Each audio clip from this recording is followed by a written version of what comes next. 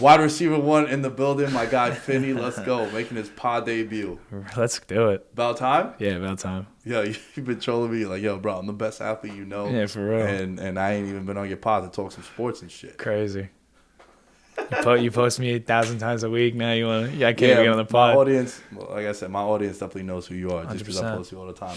But yo, it's perfect, man, because I've been trying to find a way to like work you in and to talk about it and have you be comfortable and shit. And I feel like we're always tagging each other in wide receiver clips. All right. We're always running routes, catches, yeah, 100%. anything. And you've become like my go-to wide receiver when we're playing on Sundays and shit. People ask to pay you to come play for them. Like, Finney's a dog, you know? So I feel like having you on the pod to talk some wide receivers will be fun. And good because a lot of headlines this week, bro. A lot of headlines of wide receivers. Madden ratings. People are doing their fantasy lists and shit. And I got a couple of fun topics here I want to discuss. But people love ratings, bro. People love lists. People go crazy with it. Like, oh, what's your top 10? No matter what it is, like top 5 movies, top 5 albums, sneakers, the whole ratings is what leads people into the underrated, overrated debate. Right. You gotta just appreciate the player for who they are. Yeah. You don't really putting a rating on it is like, for example, like this whole like Jamar Chase like going crazy with like he's like not like a top. I think he was like ranked number like 13 or like something. I don't know what the number is, but he wasn't even. I don't even think he was top 10 on like the Madden ratings for whoever. And he's coming off his rookie season. He just made a Super Bowl and balled out the entire season. Balled out the entire playoffs. Could have had a walk off in the Super Bowl. If we're talking about couldas, or if you watch the route, I believe Ramsey was guarding him. He put a move on Ramsey, and Ramsey falls, and he's just opened up the sideline. But that Bengals O-line. I have an article in front of me right now. Madden 23 wide receiver ratings. They've listed the first 15 names. He's not on there. He's the 18th ranked receiver. That's insane. He's a top 5 receiver in the league, and he's not even. That's crazy. So let's start with that. Okay.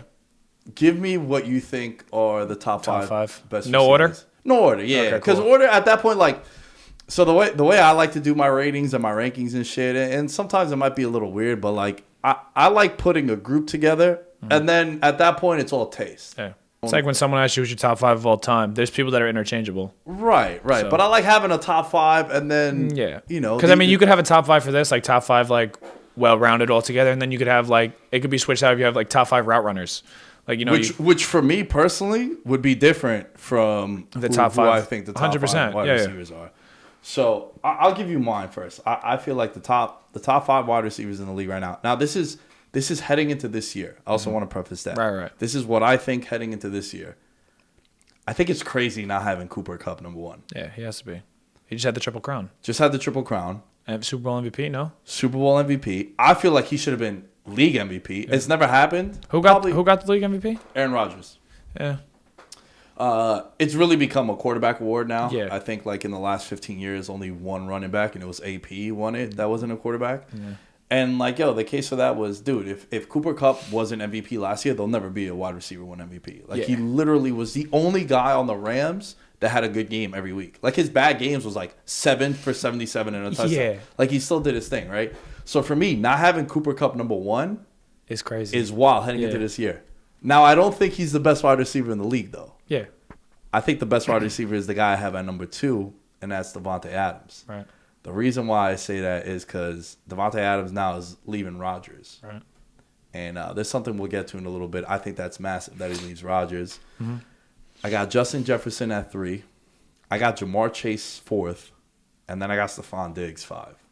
So that's my 5 there. What would you say is your 5? So I definitely have, I would say Kupp is 1. Like going into this year, Kupp is 1 after like everything he's just done. Devontae is number 2, but I mean he's got a big year to prove without Rodgers. You know, so does he's not in my top 5 for this list because I want to see, you know, what for Tyreek Hill. He's not in my top 5. I want to see what he does with Tua, and then, you know, I'll go back and. So you feel like Adams and Hill are in the same boat, kind of?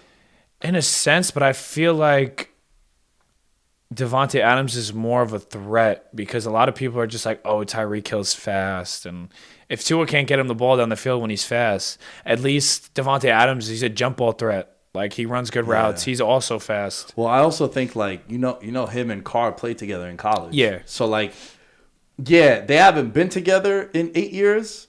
Yeah, I think this is going to be year 9 that they've been in the league. But there is a continuity. There is a comfort that you have with that guy. 100%. Like, you're still going to know his tendencies and shit. 100%. Though for as special as the Rodgers and Adams. It's like Brady and Edelman. Right. And then, like, with Tua and Hill, I feel like it's weird because you haven't seen that pairing before. Right. And you really haven't seen much from Tua since he's been in the league. Right. So it's like, but then again, who did he really have to prove anything? That's fair. So I'm not going to limit him out, but, you know, maybe they know something we don't. I mean, there could be a reason why Tyreek signed there. I mean, he might have faith in him. They've been working in the offseason. You never know.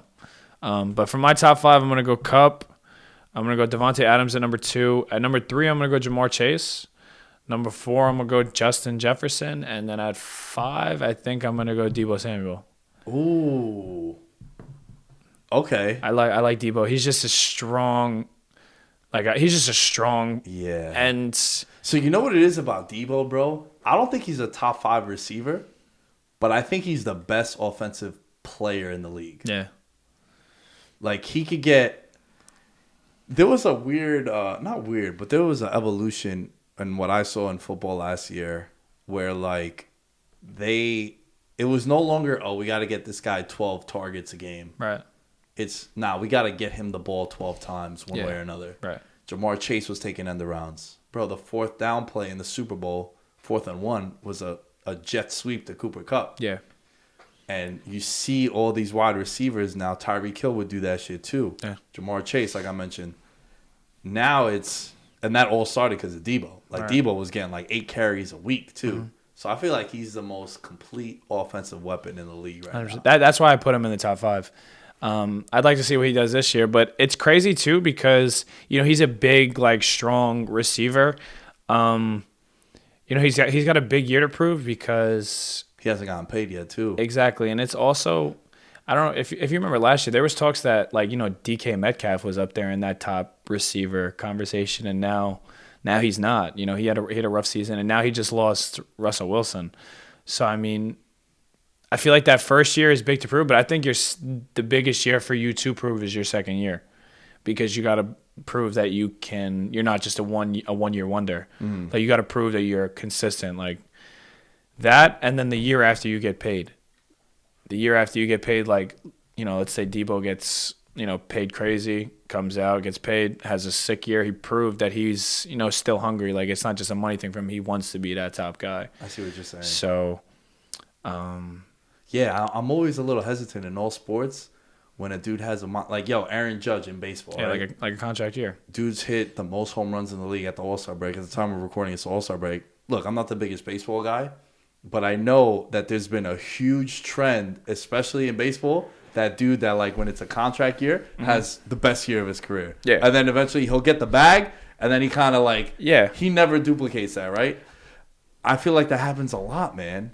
And that's what I think separates you from being great and you just being good. Like, there's a tier above it. 100%. So, like, when you get paid and... There's one quote that, like, stands by that. I forget exactly who said it, but they said it's hard to wake up in the morning and run when you're sleeping on silk sheets. That's Hagler. Yeah. Marvin Hagler, yeah. So it's tough to, you know, when you... And that kind of goes with, like, for instance, like Conor McGregor. Like, McGregor... You know, when he was up and coming, once he got those belts, you know, he got his money, and, you know, now he got proper 12 and, like, all these endorsements. The Floyd fight. I think the Floyd fight is what did it. Yeah. You fought for, what is that, 9 figures? Yeah. You fight for $100 million. At that point, it's like, I'm going to go and fight for 20. Yeah. Still a lot. Yeah. Like, every UFC fighter would do a lot of inappropriate shit to do that. But at that point, it's like, yeah. You know what I mean? 100%. You hold yourself to a different standard when you've already done it. Yeah. You know what I mean? Like, that's true. That's true. But back to Deebo, though, man. I feel like he's probably the best weapon in football, I would say, for sure. But I have... So, like, our top 5 is very similar. Very similar. It's interchangeable. I have Diggs, you have Deebo. I have Deebo, right. All right. And we just have Chase and we have Justin Jefferson mixed in different spots. Yeah.